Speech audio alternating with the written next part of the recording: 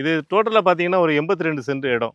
இந்த 82 சென்ட் இடத்துல ஏற்கனவே தென்னை மரங்கள் வச்சுருந்தாங்க. அது ஏஜ் ஆகி நல்லா காய்ப்புத்தன்மை கம்மியானதுனால, அதை எடுத்துட்டு அதில் புதுசாக செடிகள் வைக்கணும்னு சொல்லும்போது நம்ம அந்த கஸ்டமர் வந்து நம்மளை வந்து கேட்டாங்க. அவங்களுக்கு சில ஐடியாக்கள் நம்ம எப்படி எவ்வளோ பழம் எடுக்கணும், எத்தனை எடுக்கணும் அப்படிங்கிற மாதிரிலாம் சொன்னோம். இந்த இடத்துல நம்ம நடவு பண்ணுறதுக்காக உள்ள செடிகள்லாம் எடுத்துகிட்டு வந்திருக்கோம். எல்லாமே பெரிய செடிகள். பாருங்கள் ட்ராகன் ஃப்ரூட்டு. இந்த ட்ராகன் ஃப்ரூட்டு பழத்தோடயே வந்திருக்கு. இந்த மாதிரி வளர்ந்த மரங்களை நடும்போது முக்கியமாக கவனிக்க வேண்டியது என்னென்னா, இந்த கொம்பு நடுறோம் இல்லையா சப்போர்ட்டுக்கு, இந்த கொம்பு வந்து அடிப்பகுதியில் இந்த கன்று இருக்குது பார்த்தீங்களா, அந்த கன்றோடைய அடிப்பகுதியில் வைக்கணும். சிலர் என்ன பண்ணுவாங்கன்னா மரத்தை நட்டுட்டு சைடில் ஒரு கொம்பை ஊனுவாங்க. அது பலம் கிரிப்பு கிடைக்காது. 2 அடி ஆழத்தில் இந்த மரத்தை நடுறோம். ஏன்னா அப்போ அந்த மாதிரி பெரிய மரங்கிறதுனால நம்ம ஆழமாக நட்டால் தான் மரம் வந்து காற்றுல சாயாமல் இருக்கும்.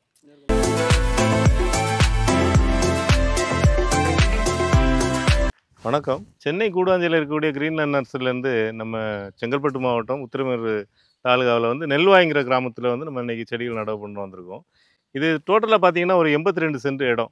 இந்த 82 சென்ட் இடத்துல ஏற்கனவே தென்னை மரங்கள் வச்சுருந்தாங்க. அது ஏஜ் ஆகி நல்லா காய்ப்புத்தன்மை கம்மியானதுனால, அதை எடுத்துகிட்டு அதில் புதுசாக செடிகள் வைக்கணும்னு சொல்லும்போது நம்ம அந்த கஸ்டமர் வந்து நம்மளை வந்து கேட்டாங்க. அவங்களுக்கு சில ஐடியாக்கள் நம்ம எப்படி எவ்வளோ பழம் எடுக்கணும், எத்தனை எடுக்கணும் அப்படிங்கிற மாதிரிலாம் சொன்னோம். இன்னைக்கு இந்த செடிகள் நடுறதுக்கு வந்திருக்கோம்.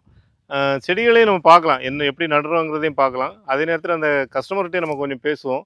என்னென்னா அவங்க எப்படி இதில் ஆர்வமானாங்க செடிகளை இப்போ நடுறதுங்கிற பற்றி அவங்கள்ட்ட பேசலாம். சார் வணக்கம். வணக்கம். உங்கள் பேர் சொல்லுங்கள் சார். பேர்? என் பேர் கருப்பையன். ஓகே. நான் சென்னை கோடம்பாக்கம். ஓகே. சென்னை கோடம்பாக்கம்னு அங்கேருந்து எவ்வளோ கிலோமீட்டர் சார் வருது உங்கள் வீட்டில் இருந்து 2 ஹவர் வருது. 2 ஹவர். கிலோமீட்டர் எப்படியும் ஒரு 100 கிலோமீட்டர் இருக்கலாம். கிலோமீட்டர் கரெக்டாக தெரியல. ஒரு 80 கிலோமீட்டர் எப்படியும் வரும். வரும். ஆக்சுவலாக பார்த்தா இந்த அமெரிக்காவிலலாம் நம்ம சில யூடியூப்பில் பார்க்குறோம், சிட்டிக்குள்ளே இருந்து ஒரு ஃபார்ம் ஹவுஸ் வந்து வெளியே வச்சுக்கிறாங்க. அதே மாதிரி பாணியில் தான் நீங்களும் ஆரம்பிச்சு? ஆமாம். ஃபார்ம் ஹவுஸ் பண்ணுறதுக்காக தான் பண்ணுறது ஒரு 88 சென்ட் இடம். ஓகே. இல்லை இது தவிர வேறு இடம் இருக்கா உங்களுக்கு? வேறு ஏற்ற மாதிரி ஒரு 3 ஏக்கர். 3 ஏக்கர். அதில் என்ன பண்ணியிருக்கீங்க? விவசாயம் பண்ணுறேன். விவசாயம், வெட்டி வேர் விவசாயம். அது இல்லாத வெண்டைக்காய், கத்திரிக்காய், ஓகே, அது மாதிரி நிறைய பண்ணிட்டு. அதெல்லாம் எப்படி உங்களுக்கு? எல்லாம் ஆர்கானிக் மெத்தட்ல. ஆர்கானிக்ல பண்றீங்க. அதை என்ன பண்றீங்க அந்த காய்கறியெல்லாம் தாம்பரம் மார்க்கெட் அனுப்புறோம். தாம்பரம் வெண்டைக்காய் போய் பெரிய விவசாயி ஆயிட்டீங்க. ஆமா. அரசு வேலையில இருந்ததுக்கு அப்புறம் உங்களுக்கு எதுல இப்படி இந்த விவசாயத்து மேல? எனக்கு சின்ன வயசுல இருந்தே விவசாயம் பண்றதுல ஒரு ஆர்வம். ஆனா எந்த எக்ஸ்பீரியன்ஸும் கிடையாது. எங்க ஃபாதர் எல்லாம் விவசாயம் தான். சரி. ஊர்ல கிராமம். நீங்க உங்களுக்கு அனுபவம் இல்லை இதுல? எனக்கு அனுபவம் இல்லை. அப்போ எப்படி அதுல நீங்க எத்தனை வருஷமா அந்த விவசாயம் பண்ணிட்டு இருக்கீங்க? இது ஒரு 1 வருஷமா. 1 வருஷம். ஆனா உங்களுக்கு இது நல்லபடியா தெரியுதா? எப்படி நல்லா இருக்கு. நல்லா ஒத்துழைப்பு இருக்கா? நல்ல ஒத்துழைப்பு இருக்கு. நான் இந்த ஊர் வந்து தலவாரம்பூண்டி. இந்த ஊர் கிராமத்துல நிறைய வேலைக்கெல்லாம் நல்லா சப்போர்ட் பண்றாங்க. லேபர் கிடைக்கிறாங்க. மீனா நல்ல லேபர், நல்லா சின்சியராகவும் வேலை பார்க்குறாங்க. நிறையவும் லேபர் கிடைக்குது. ஈஸியா கிடைக்குது. ஆனா எனக்கு விவசாயம் பண்றதுக்கு ஈஸியா ஆர்வமா இருக்கு. ஆமா, ஆர்வமாவும் இருக்கு. எனக்கு அவங்க சொல்லி கொடுக்குறாங்க. விவசாயம் நான் பண்ண புரியாம வந்தாலும் ஒவ்வொரு விஷயத்தையும் எப்படி பண்ணணும்னு அவங்கள கேட்கும்போது சொல்றாங்க. இப்ப நீங்க இந்த ஃபார்ம் ஹவுஸ் பண்றதுக்கு நீங்க நிறைய ஐடியா கொடுத்தீங்க. நீங்க எப்படி எங்ககிட்ட எப்படி வந்தீங்க? நான் வீடியோவில் நான் வந்து கோடம்பாக்கம் போக வரும்போது பார்ப்பேன். அப்புறம் உங்க படத்தை இதுலயும் பார்த்தேன், உங்க வீடியோவை. நிறைய நல்லா இருந்தது. செடியெல்லாம் நேராக 2-3 தடவை வந்து விசிட் பண்ணேன். ஆமாம், 2-3 வாட்டி வந்தீங்க. ஆமாம், 2-3 வாட்டி வந்தால் நானும் நிறைய பேர் வருவாங்க, கேட்பாங்க. அப்புறம் சிலர் வருவாங்க, அப்புறம் வேற எங்கேயா வாங்குவாங்க. அதை பற்றி பிரச்சனை இல்லை. நம்மளால முடிஞ்ச தொழில்நுட்பங்களை சொல்லுவோம். பிடிச்சிருந்தா இல்லை, நீங்க உங்கள்ட்ட அந்த உண்மை இருந்தது. சில பேர் அதெல்லாம் கொஞ்சம் இது பண்ணுவாங்க. இது இமாம் பசந்த்னு சொல்லிட்டு வேற செடியை மாற்றி கொடுப்பாங்க. அதெல்லாம் அங்கே இல்லை. சரி, ரொம்ப சின்சியராக இருந்தது. ஸ்டாஃப்ஸும் நல்லா சுற்றி காமிச்சு நல்லா. உங்க இதுக்கும் வந்திருக்கேன், பண்ணைக்கு வந்திருக்கீங்க. பண்ணையில வந்து ஏதாவது உங்களுக்கு பிரயோஜனமா இருந்ததா? பண்ணையில ஏகப்பட்ட செடியெல்லாம் வச்சிருக்கீங்க. ஆமா, தென்னெல்லாம் மரமாவே ஆயிப்போச்சு. ஆமா, அது 30 வருஷம் ஆயிடுச்சு இல்லையா? அது எல்லா வகையான செடியும் கொடுக்குற செடியே இப்போ எனக்கு கொடுத்த செடியே வரும், இன்னும் வரல. அதே மரம் மாதிரி தான் இருக்கு, பாதி மரம் மாதிரி. நல்லா இருந்தது, நல்லா இருக்கு. சரி, உங்களுடைய சப்போர்ட். நீங்க செடியை சில பேர் சேல்ஸ் பண்ணிட்டு விட்டுடுவாங்க. ஆமா, இல்ல ஃபாலோ பண்றது வந்து இடத்த பார்த்து அந்த மண்ணுக்கு எப்படி பொருத்தமான எந்த செடியை வைக்கிறது நல்லா வந்தா தான் நமக்கு ஒரு திருப்தி. அது மாதிரி அந்த கைட்லாம் பண்ணவும் எனக்கு உங்கள்ட்ட தான் எடுக்கணும்னு ஒரு முடிவு. சரி. அப்புறம் இப்போ ஒரு 2 லட்சம் ரூபாய்க்கு பர்ச்சேஸ் பண்ணியிருக்கேன். ஓகே. இன்னைக்கு எல்லாம் நீங்களும் வந்திருக்கிறீங்க. ஆமா, இல்லை நடவு ஆரம்பிச்சிடலாம். இந்த இடத்துல நம்ம நடவு பண்ணுறதுக்காக உள்ள செடிகள்லாம் எடுத்துகிட்டு வந்திருக்கோம். எல்லாமே பெரிய செடிகள். பாருங்கள், ட்ராகன் ஃப்ரூட்டு. இந்த ட்ராகன் ஃப்ரூட்டு பழத்தோடய வந்திருக்கு. இந்த லோடில் நமக்கு வந்து செடிகள் எல்லாமே பழங்களோட வந்தது. அதில் 2 செடி எடுத்துருக்கோம். அதுக்கப்புறம் பார்த்தீங்கன்னா சில பூச்செடிகளும் நாங்கள் கேட்டாங்க இந்த கஸ்டமர். அதனால் வந்து செண்பகத்தில் இது வந்து பெரிய செடி, பூவோட உள்ள செடி, பெரிய செடி எடுத்துகிட்டு வந்துருக்குறோம். அப்புறம் பார்த்தீங்கன்னா மாமரத்தில் இது வந்து அல்போன்சா மாமரம். இது பார்த்தீங்கன்னா வியட்நாம் பலா. வியட்நாம் பலாவில் ஒரு வருஷத்துலேயே காய்க்கிற மாதிரி உள்ள பெரிய செடி. அப்புறம் மகிழஞ்செடி எதுக்குன்னா, நம்ம கொஞ்சம் நிழல் தேவைப்படுற இடங்கள வீட்டை சுற்றி இதில் ஃப்யூச்சரில் அவங்க ஒரு ஃபார்ம் ஹவுஸ் கட்ட போகிறாங்க. அதுக்காக நம்ம நிழலுக்காக இந்த செடிகள் எடுத்திருக்கோம். அதுமாரி சீத்தாவிலையும் பெரிய செடி. இது கோல்டன் சீத்தா, பழங்கள் பெருசாக இருக்கும். அதுமாரி விளாம்பழத்தில் வந்து ஸ்வீட் விளாம்பழம் எடுத்திருக்கோம். அதுமாரி பார்த்தீங்கன்னா அவகோடா இருக்குது, பம்பளி மாஸ் இருக்குது. அதுமாரி ஸ்டார் ஃப்ரூட் இருக்குது பாருங்கள். ஸ்டார் ஃப்ரூட்டும் பூவோட இருக்குது. அதாவது எக்ஸாட்டிக் வெரைட்டியும் எடுத்திருக்காங்க, நம்ம நாட்டு வெரைட்டிகளும் எடுத்திருக்காங்க. அதுமாதிரி ஸ்ட்ராபெரி கொய்யாவில் எல்லோ பெரிய செடி. ஸ்டார் ஃப்ரூட்டு கூட பெரிய செடிகளாக எடுத்துகிட்டு வந்தாங்க. எல்லாமே காய் இருக்குது பாருங்கள். காய்கள்லாம் கீழே விழுந்த காய் இது. அதுமாதிரி பார்த்தீங்கன்னா இது முள்சீத்தாவில் பெரிய செடி. ஒட்டு செடிங்கிறதுனால சீக்கிரம் காய்க்கும். அதுமாதிரி சந்தனம், அதாவது ஒயிட் சாண்டல், அந்த சந்தன மரம் சொல்கிறோம் இல்லையா அது. அதுக்கப்புறம் சப்போட்டாவில் வந்து பனானா சப்போட்டா காய்களோடு இருக்குது பாருங்கள். பனானா சப்போட்டா. இது தாய்லாந்து மேங்கோ. இந்த தாய்லாந்து மேங்கோ குட்டையாக தான் வளரும், சின்னதுலேயே காய்க்கும். ஒரு மாடி தோட்டத்தில் வளர்க்கக்கூடிய ஒரு வெரைட்டி. இவங்க தரையிலையும் வைக்கிறதுக்காக இதை வாங்கியிருக்காங்க. அப்புறம் சாத்துக்குடியிலையும் பெரிய செடி. எல்லாமே ஒரு 5 அடி மேலே ஹைட் இருக்குது. அடுத்து நம்ம பார்க்குறது ரெட் சாண்டல். இந்த ரெட் சாண்டல் கூட பெரிய செடி தான். ஒரு செடியும் பார்த்தீங்கன்னா 8 அடி 10 அடி இருக்குது. இன்னும் ஏஜ் ஆன செடி பாருங்க. அதாவது எல்லாமே இந்த தோட்டத்தில் பெரிய செடிகளாக வைக்க காரணம் என்ன, இது ஃபார்ம் ஹவுஸ். அவங்களுக்கு ரொம்ப பராமரிக்கிறதுக்கெலாம் ஆட்கள் இல்லை. அதனால் பெரிய செடிகளாக நட்டால் ஈஸியாக பராமரித்து அதை வளர்க்கலாம் அப்படிங்கிற ஒரு நோக்கத்தில் இதை வைக்கிறாங்க. எல்லாமே பெரிய செடிகள். இதுவும் கூட நல்லா பாருங்கள், ஒரு கைப்பிடி அளவுக்கு, அந்த கையால் இப்படி பிடிச்சா கரெக்டாக இருக்குது. அந்த அளவுக்கு பெரிய திக்னஸாக இருக்குது தண்டு பகுதி.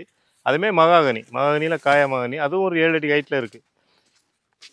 இது ஃபார்ம் ஹவுஸுங்கிறதுனால எல்லா செடிகளுமே நம்ம கலந்து தான் வைக்கிறோம். பழச்செடிகள், மரச்செடிகள், பூச்செடிகள் எல்லாமே கலந்து தான் வைக்கிறோம்.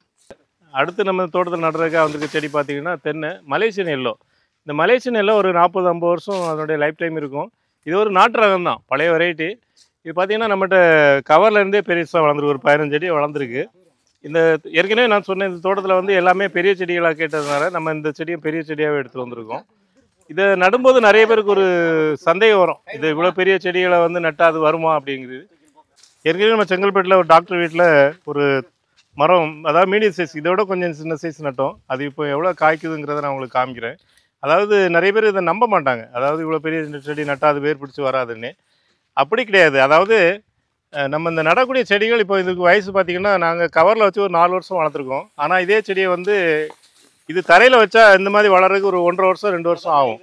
அது நம்ம 4 வருஷமாக இதை வளர்த்துருக்கோம். அப்போது இதை நடவு பண்ணி அது வேர் பிடிக்க ஆரம்பித்த உடனே நம்ம வந்து ஒரு 3 மாதத்துலேயே அதுக்கு 2 வருஷத்து மரத்துக்கு என்ன உரம் வைப்போமோ அது வைக்கணும். அது ஆர்கானிக்காக வச்சா நல்லது தான். ஆர்கானிக்காக வைக்கும்போது கடற்பாசி உரம், வேப்ப முன்னாக்கு, உயிர் உரங்கள், இந்த மாதிரி நிறைய உரங்களை போடும்போது கண்டிப்பாக நல்லா வளரும். கடந்த 20 வருஷமாக அந்த வீட்டில் இருக்கக்கூடிய மரத்தை நாங்கள் தான் மெயின்டைன் பண்ணிகிட்ருக்கோம். அதனால் எவ்வளோ காய்கள் காய்ச்சிருக்குங்கிறத பாருங்கள். இதில் யாருக்கும் ஒரு மாற்று கருத்து வேண்டாம், சந்தேகம் வேண்டாம். செடிகள் நடுறதுக்கு முன்னாடி அதில் உயிர் உரங்களை போடணும்னு நம்ம சொல்லுவோம்.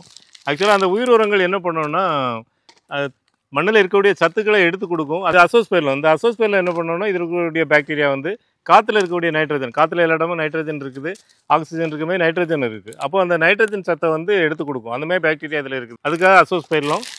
அடுத்து பார்த்தீங்கன்னா பாஸ்போ பாக்டீரியா. இந்த பாஸ்போ பாக்டீரியா என்னென்னா, எல்லா இடமே மணிச்சத்து இருக்கும். அந்த மணிச்சத்தை வந்து செடிகள் எடுக்க முடியாத நிலைமையில் இருக்கும். அதை கரைச்சி கொடுக்கும். அப்படி சொன்னால் உங்களுக்கு ஈஸியாக புரியும். அதுக்காக இந்த பாஸ்போ பாக்டீரியா. இந்த பாக்டீரியாலாம் மண்ணில் இருக்கும், ஆனால் அளவு கம்மியாக இருக்கும். ஆனால் இதில் பார்த்தீங்கன்னா லட்சக்கணக்கான பாக்டீரியா இருக்கும் இந்த ஒரு பேக்கெட்டில். இதை மண்ணில் பயன்படுத்தும் போது இன்னும் நிறையா நமக்கு டெவலப் ஆகும்.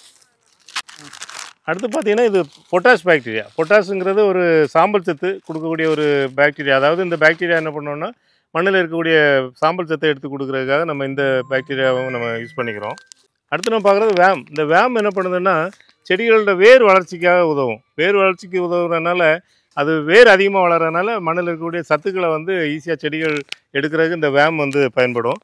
அதுமாதிரி பார்த்தீங்கன்னா ட்ரைகோடர்மா விரிடி. இந்த ட்ரைகோடர்மா விரிடி நம்ம மண்ணில் செடிகள் நடும்போது தேவையில்லாத பூஞ்சாலங்கள் இருந்ததுன்னா அந்த ஃபங்கஸை அழிக்கிறதுக்காக உள்ள ஒரு பூஞ்சால மருந்து. இது என்ன பண்ணோன்னா, அந்த பூஞ்சாலத்துக்கு மேலே இதுவும் வளரும்போது என்னென்னா தீமை செய்யக்கூடிய பூஞ்சாலங்கள்லாம் அழிஞ்சிரும். அதனால் செடிகள் அழுகாமல் வளரும். இப்போ இந்த உயிர் உரங்கள் நான் ஃபஸ்ட்டு சொன்னோம் இல்லையா, அந்த உரங்கள் எல்லாமே கலந்து ஒன்றா வச்சுக்கிட்டோன்னா நம்ம எல்லா குழிக்கும் கொஞ்சம் டிவைட் பண்ணி போட்டுடலாம். அதாவது பிரித்து போட்டோன்னா எல்லா செடிக்கும் ஈவனாக கிடைக்கும். இது கொஞ்சம் கூடுதல் குறைச்சல் இருக்கிறனால பிரச்சனை கிடையாது. இது உரங்கள் எல்லாமே ஆர்கானிக்குங்கிறனால நம்ம அளவு கொஞ்சம் கூடுதலாக இருந்தாலும் நல்லது தானே ஒழிய கெடுதல் எதுவும் கிடையாது. இந்த மாதிரி வளர்ந்த மரங்களை நடும்போது முக்கியமாக கவனிக்க வேண்டியது என்னென்னா, இந்த கொம்பு நடுறோம் இல்லையா சப்போர்ட்டுக்கு, இந்த கொம்பு வந்து அடிப்பகுதியில் இந்த கன்று இருக்குது பார்த்தீங்களா, அந்த கன்றுடைய அடிப்பகுதியில் வைக்கணும். சிலர் என்ன பண்ணுவாங்கன்னா மரத்தை நட்டுட்டு சைடில் ஒரு கொம்பை ஊனுவாங்க. அது கிரிப்பு கிடைக்காது, பலம் கிடைக்காது. அப்போ என்னென்னா காற்றடிக்கும்போது மரம் சாயும். இந்த மாதிரி வச்சு கட்டினீங்கன்னா உங்களுக்கு வந்து மரம் காற்றடிச்சா கூட சாயாது. இந்த மாதிரி இப்போ நாங்கள் கட்டு போட்டு வச்சுருக்கோம் பார்த்தீங்களா, இது வந்து ஒரு 3 மாதம் கழிக்கும்போது பார்த்தா அந்த குருத்து பகுதி வெளியே வர்றது தெரியும். அந்த மாதிரி நேரத்தில் நம்ம அந்த கட்டை அவுத்து விடலாம். அது வரைக்கும் நம்ம கட்டு அப்படியே இருக்கணும். அதாவது அப்படியே இருந்தால் தான் அந்த மரம் அசையாமல் இருக்கும். அதனால் சீக்கிரமாக வேர் பிடிச்சி செடிகள் வளரும். இப்போ நான் நடுற முறைகளை பாருங்கள். நீங்கள் இந்த மாதிரி பெரிய மரங்களை நட்டிங்கன்னா, இந்த முறையில் நட்டிங்கன்னா உங்களுக்கு கண்டிப்பாக இந்த மரம்லாம் ஒரு 2 வருஷத்தில் காய்க்க ஆரம்பிக்கும். நம்ம வேர் பிடிச்சி ஒரு 3 மாதம் ஆன உடனே நம்ம வந்து இதுக்கு உரங்களை போட ஆரம்பிச்சிடணும். ஒரு தென்னை மரத்துக்கு ஒரு 2 வருஷத்து மரத்துக்கு என்ன உரம் போடுவோமோ அதேமாதிரி உரம் போட்டால் கண்டிப்பாக அது ஒரு 2 வருஷத்தில் இது காய்க்க ஆரம்பிக்கும். நிறைய பேர் செய்கிற தப்பு என்னென்னா அந்த உரம் போட மாட்டாங்க. என்னென்னா இப்போ தானே நட்டோம், அப்படி கணக்கு கிடையாது. இது வயசு இப்போ 2, அப்போ 2 வயசு குழந்தைக்கு என்ன சாப்பாடு கொடுக்கணுமோ அதை கொடுக்கணும். ஓகே, இப்போ பாருங்கன்னா நல்லா ஸ்ட்ராங்காக நம்ம ஆழமாக நட்டுருக்கோம். ஒரு 2 அடி ஆழத்தில் இந்த மரத்தை நடுறோம். ஏன்னா அப்போ அந்த மாதிரி பெரிய மரங்கிறதுனால நம்ம ஆழமாக நட்டால் தான் மரம் வந்து காற்றுல சாயாமல் இருக்கும். இப்போ நம்ம ஃபஸ்ட்டு வந்து வேப்ப மண்ணாக்கு போட்டுக்கலாம். இந்த செடியை வச்சதுக்கப்புறம் நம்ம வேப்ப மண்ணாக்கு போட்டுக்கலாம். இந்த வேப்ப மண்ணாக்கு போடுறது இல்லைன்னா அந்த கரையான் தொல்லையெல்லாம் இருக்காது. அதை வந்து கட்டுப்படுத்தும். அதேமாதிரி இந்த வேப்ப மண்ணாக்கு மக்கி உரமாகும். அப்புறம் மண்புழு உரம் போடணும். இந்த மரத்துங்களை நடும்போது ஒரு மரத்துக்கு 5 கிலோ மண்புழு உரம் போட்டு நடுறது நல்லது. ஏன்னா அந்த மண்ணில் மண்புழுக்கள் இருந்தாலும் இல்லைனாலும் நம்ம அந்த மண்புழு உரத்தை போடும்போது அதில் இருக்க முட்டைகள் குஞ்சியாகி உங்களுக்கு மண்புழுடைய பெருக்கமும் ஜாஸ்தியாகும். அப்புறமா நம்ம வந்து உயிர் உரங்களையும் போடலாம். உயிர் உரங்கள் நம்ம ஏற்கனவே கலந்து வச்சுருக்கலாம். அசோஸ்பைலம், பாஸ்போபாக்டீரியா, சூடோமோனாஸ், பொட்டாஸ், வேம், ட்ரைகோடர்மா, இது எல்லாமே கலந்த கலவையை நம்ம போடலாம்.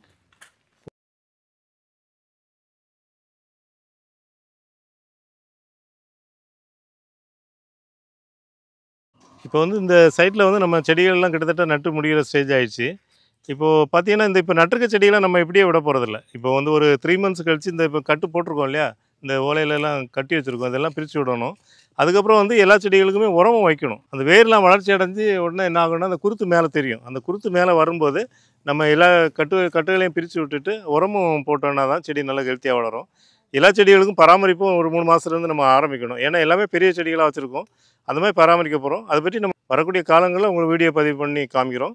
இந்த மாதிரி நீங்கள் புது தோட்டங்கள் உருவாக்கணுன்னாலோ இல்லைனா ஏற்கனவே வச்சுருக்க தோட்டங்களில் சில மரங்கள் பழுதாகியிருந்தாலும் இந்த மாதிரி பெரிய கன்றுகளை நடலாம். இந்த மாதிரி தென்னங்கன்றுகள் பெரிய செடிகளாகவோ மற்ற பழச்செடிகள் பெரிய செடிகளாக வேணும்னா நீங்கள் கிரீனா நர்சரி நம்பர் 9841 986 400 நம்பருக்கு கான்டாக்ட் பண்ணுங்கள். நன்றி, வணக்கம்.